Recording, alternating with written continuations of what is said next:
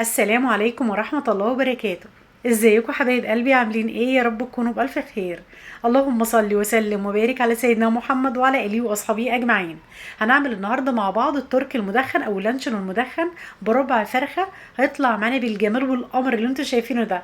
اتمنى لو انت هتعمليه ضعف الكمية عشان انا واثقة ومتأكدة ان هو هيعجبك وهتقولي في تعليقاتك الجميلة. بجد احلى واوفر وانضف مليون مرة من اللي احنا بنشتريه جاهز. طلع معانا بالجمال اللي انتوا شايفينه ده.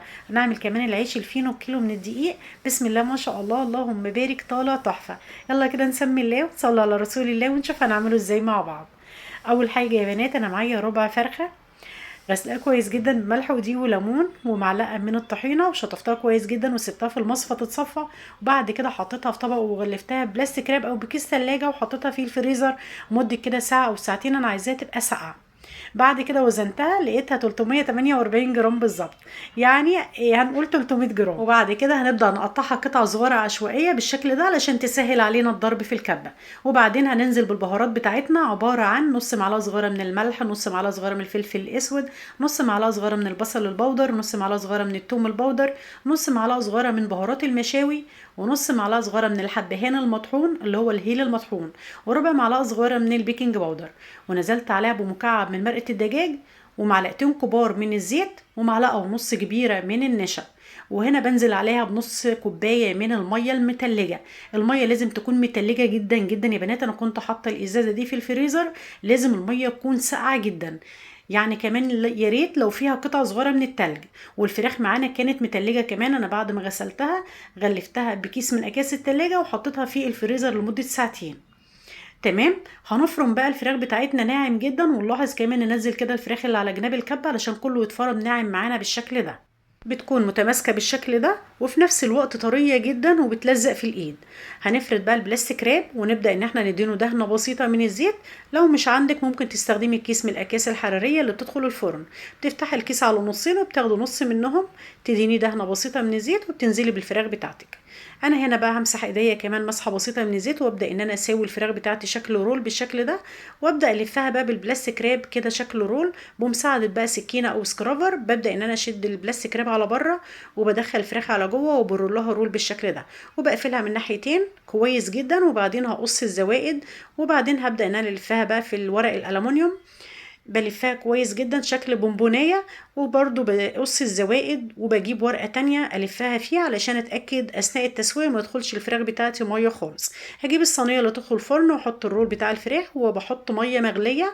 المية تكون نص الرول أو زيادة عن النص، وحطيت نص معلقة صغيرة من الخل عشان الصينية بتاعتي تطلع نظيفة زي الفل. هاخد بقى الصينية واحطها في الفرن على الشبكة، مولعة الفرن درجة حرارة 220، هتقعد ساعة إلا ربع في الفرن. على ما الفراخ تستوي بتاعتي بقى هبدأ ان انا اعمل العيش الفينو معاكم. معايا كيلو من الدقيق متعدد الاستخدام، مستخدمة دقيق الضحى. عديته على مصفى بالشكل ده ونزلت عليه بنص معلقة صغيرة من الملح، 3 معالق كبار من السكر، معلقة كبيرة من الخميرة الفورية، ومعلقة كبيرة من اللبن البودر. لو مش متواجد عندك مفيش اي مشكلة، ممكن تستغنى عنه تماما. هنزل عليهم كمان ب3 معالق كبار من الزيت. ومعايا بيضتين، هنزل ببيضة كاملة وبياض البيضة التانية. الصفار بتاع البيضة التانية هركنه كده على جنب هنستخدمه دلوقتي. بعد كده هننزل عليهم بمعلقة كبيرة من الخل. وبعدين هنعجن بقى بميه فتره زي ده ملعين لو انت حابه. انا هعجنه بقى بكوبايه واحده من الحليب، هستخدم كوبايه واحده من الحليب، وباقي العجن هعجنه بميه. الدقيق بتاعي هياخد قد ايه من السوائل؟ كوبايتين وربع، منهم كوبايه من الحليب دافيه فتره زي ده ملعين بالشكل ده نزلت بيها. وبعد كده هنزل بكوبايه تانية من الميه، ميه برضو تكون فتره. وبعدين هستخدم نص كوبايه احطه جنبي هاخد منه ربعها. تمام، يعني كيلو من دي هياخد كوبايتين وربع من السوائل. طبعا احنا مستخدمين البيض، والبيض كمان فيه سوائل يا بنات، فدي بيختلف من نوع للتاني لامتصاصه للسوائل. هنعجن كويس جدا. لو احتاجت بقى بناخد حبة صغيرين كده وبنعجن كويس جدا. لازم العجينة نخدمها كويس، يعني نلتها كويس جدا عشان تديك افضل نتيجة. وهنبدأ نغطي العجينة بتاعتنا ونسيبها تريح كده دقيقتين 3 ونرجع لها تاني. اول ما بنرجع للعجينة بعد دقيقتين 3 بتلاقيها كده ريحت معاكي وبتمط معاكي كأنك بتعجني فيها اكتر من 5 دقايق. هننزل عليها بقى بمكعبين من الزبدة ما يعادل كده معلقتين. واول ما بنعجن بتلاقي العجينة فرولت وقطعت معاكي بالشكل ده. كل ما بتعجنيها بتتلم معاكي وبتبقى زي الفل. انا عايزه العجينه طريه مش مكتومه ولا تقيله وخفيفه معانا بالشكل ده. العجينة كل ما بقت طرية كل ما اديتك مخبوزات ناجحة وهشة وطرية وزي الفل. حطيت نص معلقة صغيرة من الزيت في البولة اللي كنت بعجن فيها، ودهنت العجينة بتاعتي من فوق ومن تحت، وغطيتها بكيس من اكياس التلاجة وفوطة وسبتها تختمر. وانا كنت طلعت رول الفراخ من الفرن بعد ما قعد ساعة الا ربع، كنت حطاها على الشبكة ومولعة الفرن من تحت درجة حرارة 220. والصينية كمان كانت نظيفة معايا وزي الفل عشان كنت حاطة فيها نص معلقة من الخل. هبدأ بقى افتح معاكم ورق الالومنيوم بالشكل ده، وهسيب الرول يبرد تماما، وهبدأ ان انا افتح معاكم البلاستيك ريب. بعتذر جدا على السلك اللي انا حاطاه ده، كنت بشحن الموبايل والموبايل فصل وانا بعجن، فما ينفعش خالص ان انا كنت رحت شحنت الموبايل واسيب العجينه، فدي كانت اقرب فيشه ليه. بعتذر جدا يا حبايبي. هنا بقى بعد ما الرول برد تماما، هبدأ ان انا بقى افتحه كده من البلاستيك راب. بصوا متماسك وطري وبجد ريحته تحفه. بعد كده بقى هنعمل له عمليه التدخين اللي هتديله الطعم اللي هو احسن من اللي احنا بنشتريه من بره مليون مره. جبت طاسه كده اي حاجه لها غطا محكم يعني، حطيت فيها ورقه من ورقه الالومنيوم، وحطيت فيها قطعه من الفحم مولعه. هحط عليها نص معلقه كبيره من البابريكا المدخنه، ونص معلقه كبيره من القهوه، وخمس ست وحدات كده من القرنفل اللي هو المسمار. وحطيت على الوش كده فحمه كمان مولعه، وهركن كده الورقه على جنب، واحط الرول بتاع الفراخ، وهغطي بقى بغطا محكم عشان الروايح دي. عايزه اقول لك الريحه كانت خطيره بجد تحفه. هنسيبه بقى لحد ما يتبخر كده ويتشرب من ريحه الجمال اللي احنا حاطينه ده كله، على ما نقطع العجينه بتاعتنا. العجينه كانت اختمرت، هرش رشه من دي على سطح العمل، وهبدا ان انا اخد كده جزء من العجينه اكوره بالشكل ده. هعمل 6 كرات كبار لان عايزه 6 ارغفه كبار، وهبدا اقطع الباقيين صغيرين. ما شاء الله الكيلو من دي عمل لي كميه كبيره، انا ما عدتهمش بصراحه، بس يعني بجد موفر جدا. عايزه تستغنى عن الحليب في الوقت ده وتعجني بميه خالص زي ما انت عايزه. عايزه تستغني عن البيض زي ما انت عايزه، ممكن تحطي بياض بيضتين وتحطي الاتنين صفار تدهني بيهم الوش. تمام. ولكن انا كمان وانا بدهن الوش يا بنات صفار بيضه واحده ما قضاش الكميه دي كلها على فكره، فعملت شويه كده نص حبه معلقتين من الحليب، حطيت عليهم شويه من السكر، ودهنت بيهم بقيه العيش بتاعي.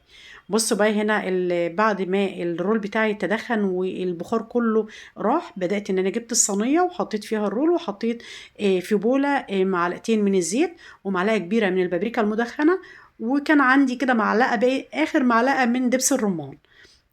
لو مش عندك دبس رمان ممكن عسل اسود، ممكن تستغنى عنهم خالص وتخليها بابريكا مدخنة بس زي ما انت حابة. بس بصراحة دبس الرمان بيديله طعم ومزازة خطيرة. لو مفيش دبس رمان حطي معلقة من العسل الأسود. حطيته على النار بعد ما دهنته كويس جدا، وبعدين حطيت يعني قطعة صغيرة جدا من الزبدة ومعلقة صغيرة خالص من الزيت. هبدأ بقى ادحرج الرول بتاعي في الصينية بالشكل ده عشان ياخد اللون القمر من جميع الجناب بالشكل دوت. عايزة اقول لكم بقى الريحة في الوقت ده كانت تحفة بجد. اتمنى تجربيه، بس جربيه في كمية اكبر علشان انا واثقة ومتأكدة ان هو هيعجبك. احلى وانضف واوفر بكتير من الجاهز، وكمان يعني من 300 جرام من الفراخ عملنا الرول القمر ده من اللانشون المدخن. هنركنه بقى على جنب يبرد تماما، وبعد كده هنرجع للعيش بتاعنا بعد ما ريح معانا. هنبدا ان احنا ناخد اول كرة احنا قورناها، وهبدا ان انا افردها شكل مستطيل بالشكل ده، وبتبقى سميكه يعني مش رقيقه، او بتبقى بالسمك اللي انتوا شايفينه ده. وارول بقى كل ما رول ابدا ان انا اضغط عليه، ارول واضغط علشان اطلع اي هوا فيه. هبدا بقى اقفله من جنبين واقفله من الطول كويس جدا جدا عشان ما يفكش معاكي اثناء التسويه. هجيب الصينيه اللي تدخل الفرن، امسحها مسحه بسيطه جدا من الزيت، وهاخد الرغيف اللي احنا شكلناه، بحط القفل ناحيه تحت والسطح اللي هو الاملس ناحيه فوق. بص يا بنات بيتفرد معايا بكل سهوله علشان اصلا العجينه مريحه، لا محتاج نشابه ولا اي حاجه. هبدأ بقى ان انا ارصه بالشكل ده واسيب مسافة برضو. يعني بصوا المسافة دي يا بنات اللي انا سايباها دي مسافة قليلة، يعني وسعها عن كده لانه يعني كان عايز يوسع اكتر من كده كمان، علشان هو بعد ما يختمر بيتضاعف حجمه كتير. انا خلصت اول صاج، واهم حاجة ان احنا نغطيه كمان بكيس من اكياس التلاجة عشان ما يعملش طبقة ناشفة على الوش على ما نخلص بقية الكمية. دهنت الصاج التاني مسحة بسيطة من الزيت، وبدأت ان انا اشكله بالشكل ده. تمام. وبعدين هبدأ بقى ان انا اغطيه كمان بكيس من اكياس التلاجة واسيبهم يختمروا للمرة التانية. وهبدأ بقى في ان انا اسوي اول واحد احنا شكلناه لما يختمر بالشكل اللي انتوا شايفينه ده. بصوا هنا يا بنات بعد ما اختمر تضاعف حجمه بالشكل ده، هبدأ ان انا بقى اجيب صفار البيضة اللي كنا راكنينها على جنب، احط عليها معلقة من الحليب اللي هو اللبن، وهقلبها كويس جدا بالشوكة، وهبدأ ان انا ادهن بخفة جدا جدا العيش بتاعي، علشان لو انتي ما عملتيش بخفة الخمر بتاعه هيروح كله. بخفة خالص كده بندهن العيش، وفي الوقت ده مولعة على الفرن درجة حرارة 220. هنحطه على الرف الاوسط. العيش الفينو يا بنات بيبقى عايز برضه درجة حرارة عالية عشان يبقى معاكي زي القمر كده، ويطلع معاكي هش وطري. المخبوزات اللي هي بتبقى طريه بتبقى محتاجه درجه حراره عاليه. هطلع بقى اول صاج ودهنت تاني صاج وحطيته في الفرن. عايزه اقول لكم ان صفار البيضه ما قضاش، فكملت بقيه الارغفه بحليب ومعلقه من السكر، دوبتهم مع بعض، وبعد كده دهنت بقيه الارغفه بتاعتي. اهم حاجه اول ما يطلع من الفرن بنغطيه كده بفوطه علشان يرد من حراره الفرن. اول ما بيطلع يا بنات بتضغطي عليه كده بتلاقيه اللي هو الوش بتاعه بيبقى يعني تحس ان هو ناشف، ما تقلقيش خالص، هو لما تغطيه بيرد من حرارة الفرن بيبقى زي القمر. هنغطيهم كده حوالي 10 دقايق وربع ساعة ونرجع لهم تاني. بصوا العيش طري وهش وبجد تحفة. من كيلو واحد من دي عملنا الكمية القمر دي كلها. هنركن بقى العيش كده على جنب، وجبنا الرول بتاع الفراخ التحفة ده هنبدأ نقطعه مع بعض. بيبقى التقطيعة بتاعت بقى اللانشون المدخن يعني رقيقة جدا على قد ما تقدري، سكينة مشرشرة، وهنبدأ نقطعه بالشكل ده. شايفين؟ بجد تحفة وطعمه خطير. أتمنى بجد بجد تجربيه، لازم تجربيه وتقولي رأيك. أنا أقطع بقى الكمية كلها 348 جرام يا بنات. عملنا بجد تحفة. احنا عارفين اسعار اللانش المدخن غالية قد ايه، وبجد طعمه يعني اتمنى ان انت تجيبي شوية كده من اللانش المدخن من اللي احنا بنشتريه، وقارني بين الاتنين وشوفي النتيجة بجد تحفة. جبت طبق بقى كده وحطيت فيه رشة كده من البقدونس مقطعه، كنت غسلاها كويس جدا وسبتها تنشف وقطعتها بالمقص، وهرص عليه اللانش المدخن بتاعي بالشكل ده. شايفين الطراوة؟ كمان غير ان هو طري فيه المطة الغريبة الجميلة اللي احنا بجد احلى مليون مرة من اللي احنا بنشتريه. عن امانة وعن يعني عن ثقة، جربيه. شايفين المطة بتاعته والطروة بتاعته عاملة ازاي؟ تحفة. خلاص كده بقى هنبدأ نرجع بقى للعيش بتاعنا بعد ما برد كده وريح معانا. هنبدأ ان احنا نطلعه من الصينية. هقول لكم يا بنات سبب ان العيش بيلزق معانا، سبب صفار البيض واللبن اللي احنا دهنا بيه الأرغفة بتاعة العيش، فبتنزل على الصينية لما بتدخل الفرن، فبتبقى العيش بيلزق في الصينية اثر المية او السوائل اللي احنا دهنا بيها الأرغفة بتاعتنا، سواء بقى مية بسكر او حليب بسكر او صفار بيضة بمعلقة من الحليب، بتنزل على الصينية. فده سبب ان العيش بيلزق معانا بالشكل ده. تمام. لو انت ما دهنتيش العيش خالص مش هيلزق معاكي. هبدأ بقى ان انا اطلعه بالشكل ده. شايفين؟ بس طبعا دهان العيش بصفار البيض بيديكي لون تحفة. شايفين الصينية الكبيرة دي عاملاها بصفار البيض، والتانية دي عاملاها بباقي صفار البيض ومعلقة من الحليب عليها سكر. هش وطري ومرتفع وخفيف وطعمه بقى ما تقوليش مخابز ولا ولا افران ولا اي حاجة. بجد تحفة. انا عملت الست ارغفة اللي هم الكبار يا بنات، علشان دلوقتي هعملهم معاكم سندوتشات لانشون مدخن. تمام. انا يعني الصغير ده طبعا ممكن قوي تعمليه سندوتشات لانشون مدخن عادي خالص، ولكن بقى تضطري تقصي اللي هو الشريحه بتاعت اللانشون، او تحطيها بقى ايه، انا وريتكم ان هي قد ايه طريه، بتحطيها كده ايه بالنص كده مقسومه نصين. تحفه، حاجه كده قمر. هنبدأ بقى العيش ده بقى، انا حطيته كده عشان تصوير بس، بعد ما عايزه تخزنيه او تحطيه في الفريزر بتحطي كده على قد ما انت عايزه في كيسه، وتطلعي الهواء منه وتقفليه كويس وتحطيه في الفريزر. لو ولادك في المدارس او اي حاجه بتعملي الحركه دي، بتحطي بقى على قد ما هم بياخدوا كده في اكياس ثلاجه وبتحطها في الفريزر.